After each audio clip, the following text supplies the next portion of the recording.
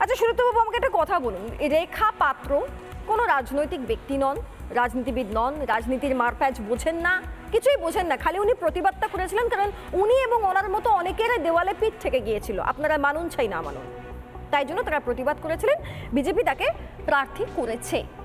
এই যে রেখা পাত্রের প্রার্থী হওয়া, এই বিষয়টাকে আপনারা কিভাবে দেখেন?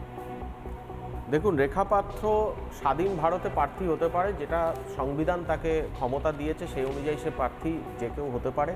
তার সিটিজেন হতে হবে, তার ইলেকটোরাল ভোটারের নাম থাকতে হবে।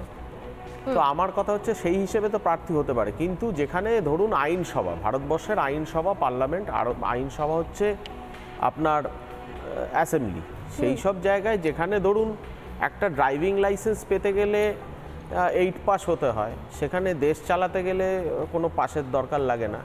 এটা একটা খুব বিরাট বড় ব্যাপার, কারণ এই আইনগুলোকে পরিবর্তন হওয়া দরকার। কারণ আইনসভায় যারা আইন বিজ্ঞ লোক, যারা এটা নিয়ে আলোচনা করতে পারবে, যারা দেশে ভালো পলিসি দিতে পারবে, তাদেরকে মূলত গেলে আমার মনে হয় দেশের এই আইনগুলো কোনো অস্বস্তির কোনো কারণ নেই। এখনো পর্যন্ত আইন কোনো পরিবর্তন হয়নি।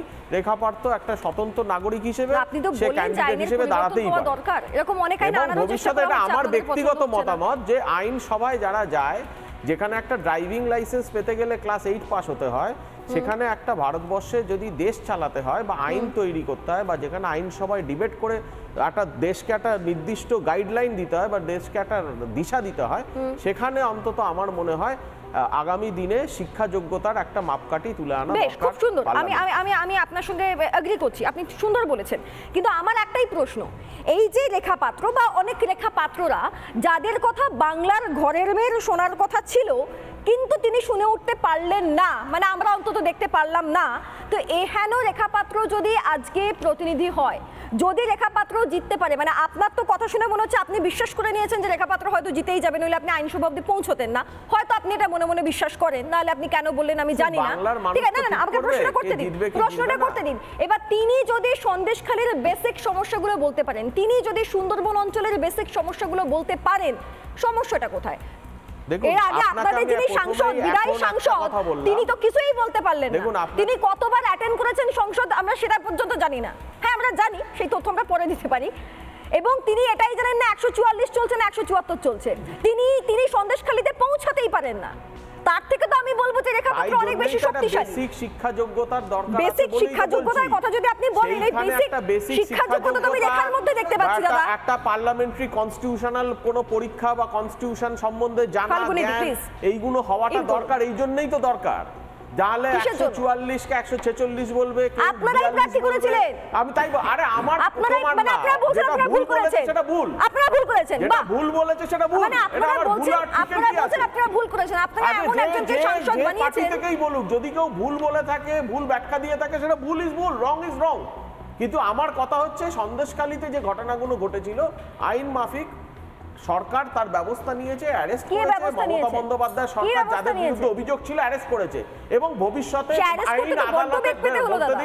আইন আদালতের মাধ্যমে তাকে প্রমাণ করতে হবে দুপক্ষকেই যে এই অভিযোগটা কতটা সত্য আর কতটা মিথ্যে। কারণ আজকের দিনে দাঁড়িয়ে আপনি কি জানেন, এনসিআরটি রিপোর্ট বলছে 74% মামলা এই সব ওমেন্স এগেইনস্ট ক্রাইমে ফেক বেরোয়।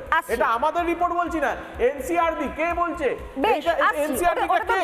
হ্যাঁ ঠিক আছে, ওটা তো সময় বলবে, আমি আসছি। আপনি বলেছেন আমি ফাল্গুনিদির কাছে যাব, আমি দুটো জিনিস বুঝতে পারলাম। ফাল্গুনিদি এক মিনিট আসছি, শুনতে বাবু এতক্ষণ ধরে আপনার সঙ্গেই কথা বলছি।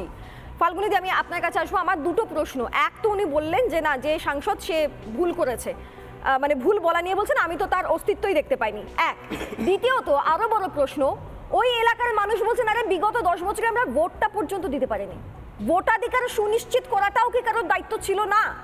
কেন দিতে পারেনি?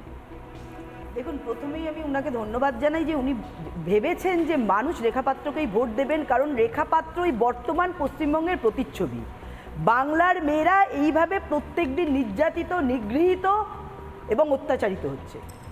বিষয় যেটা হচ্ছে, আমরা শিক্ষিত লোককে দেব, শিক্ষিত লোক যদি মানুষের পাশে যেতেই না পারলো, 144 ধারা 174 ধারার ফারাক বুঝতে না পারলো, টিকটক করতে যিনি ব্যস্ত আছে, এই রকম শিক্ষিত মানুষের থেকে রেখা পাত্রের মতো যারা মানুষের পাশে দাঁড়াবে, যারা তাদের অত্যাচারের ঘটনা বলতে পারবে, তার বিরুদ্ধে লড়াই করতে পারবে, সেই রকম মানুষদের দেওয়াটাই আমার মনে হয় বাঞ্ছনীয়। বর্তমান পশ্চিমবঙ্গের পরিস্থিতিটাকে তারা তুলে ধরবে। অ্যাকচুয়ালি ওনারা ভয় পান, কারণ 11 সালের আগে মণিপুরে যে নির্যাতিত, যে রাস্তার মধ্যে প্যারেড করেছিল, তারও ক্যান্ডিডেট দিন। 11 সালের পর থেকে এই তৃণমূল শেখ শাহজাহানের টিম সেখানে মানুষকে ভোট দিতে দেয়নি।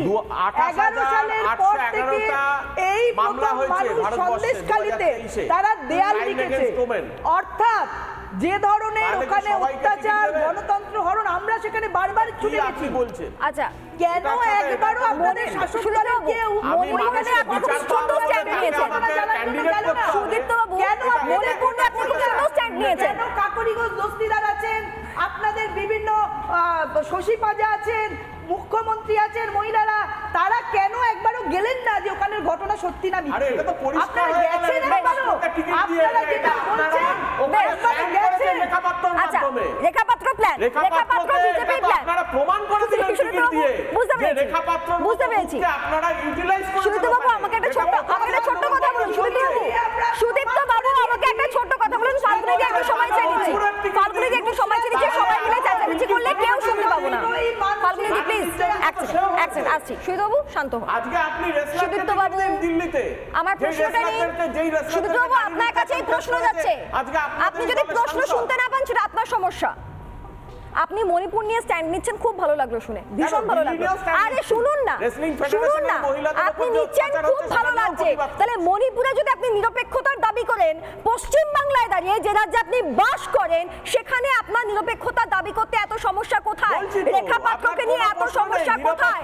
রেখা পাত্রকে নিয়ে যদি সন্দেশখালী একটা নতুন সূর্য দেখতে পায়, সমস্যা কোথায়? কারণ এই শেখ শাহজাহানরা দিনের পর দিন নিয়ন্ত্রণ করেছে, জমিতে জল ঢুকিয়ে দিয়েছে, অত্যাচার করেছে, সেগুলো আপনারা দেখেননি। আরে বাবা মহামুশকিল, সেটার সাথে সেটা তো হচ্ছে অন্য। যুব সমাজ ওখানে বাড়ি ছাড়া একের পর এক কাজ করিয়েছে। তারা আপনি রেখাপাত্রকে যে ইস্যুতে টিকিট দেবেন বলছেন, আমি সেই ইস্যুর কথা বলছি। প্রাইমারি তাহলে কেন সাক্ষী বলে পাবে না? কেন প্রাইমারি স্কুলকে ওনারা পার্টি অফিস করে, যারা রেসলার, যারা তাদেরকে কেন টিকিট দিচ্ছেন না? আচ্ছা, আমি আরো একটা নিরপেক্ষ প্রশ্ন, আপনারা এই সমস্ত নির্যাতিত যারা হয়েছে মহিলাদের সবাই টিকিট দিন, দিল্লিতে টিকিট দিন তাদের। সম্ভব নাকি? যারা আপনাদের এমপির দ্বারা নির্যাতিত হয়েছে, মানে এই তো কল্যাণ বন্দ্যোপাধ্যায়, সৌগত রায় যা বলছেন আমি কোনো পার্থক্য বুঝতে পারছি না। আমি আসছি সুদীপ্ত বাবু, ওখানকার মানুষ এটা বলছেন, সন্দেশখালীর মানুষ এটা বলছেন যে তারা ভোটটা পর্যন্ত দেবেন। ফাল্গুনিদি এক মিনিট, ফাল্গুনিদি এক মিনিট, কেন মানুষের কাছে যায়নি? উত্তর আছে আপনার কাছে? আসছি ফাল্গুনিদি, আসছি, কাকে টিকিট দেবে সেটা বিজেপির ব্যাপার। আসছি ফাল্গুনিদি আসছি, সুদীপ্ত বাবু আসছি। সন্দেশখালীর মানুষেরা নিজেরা বলেছেন যে তারা ভোটটা দিতে পারেননি, দিনের পর দিন তারা ভোট দিতে পারেননি, অথবা তাদেরকে জোর করে ভোট দেওয়ানো হয়েছে। সেখানেই বা কেন গণতান্ত্রিক অধিকারটা তারা পেলেন না, এটা আমরা বুঝতে পারছি না। তবে তার আগে তাদের বক্তব্যটা আগে তাদের মুখ থেকে শুনুন, তারপরে আসছি।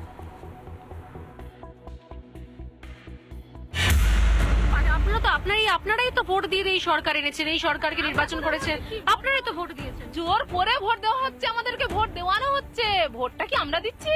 আমাদের কাছ থেকে জোর করে ভোট ওরা দিয়ে আদায় করে নিচ্ছে, নিজে নিয়ে ওরা ওখানে দাঁড়িয়ে থাকে পার্টির লোকজন, বলে এইখানে ভোট দিতে হবে, বলে আমরা সেইখানে ভোট দিই। কেন বলেন তো? এরকম হবে কেন? আমাদের নাগরিক, আমাদের কোনো আইন নেই, কোনো এ নেই আমাদের যে আমরা ভোট দেবো, ভোট দিতে পারবো না? নিজস্ব কোনো পার্সোনাল নেই যে আমরা ভোট দিতে পারবো না? ওনারা যাই বলবে, যেখানে ভোট দিতে হবে সেখানেই ভোট। আজকের এই করেই তো আমাদের সন্দেশখালী উচ্ছন্নে গেছে। শপথ করো যে তুমি এই দলকেই ভোট দেবে বলে গীতা নিয়ে এসছে বাড়িতে বাড়িতে। আমাদের মানে এমন সময় এসছে যে আমাদের বেটা ছেলেরা, মেয়ে ছেলেরা সবাইকে শাড়ি পাল্টে এসে ওই গীতায় হাত দিতে হচ্ছে। ওটা তো আমাদের ধর্ম জিনিস।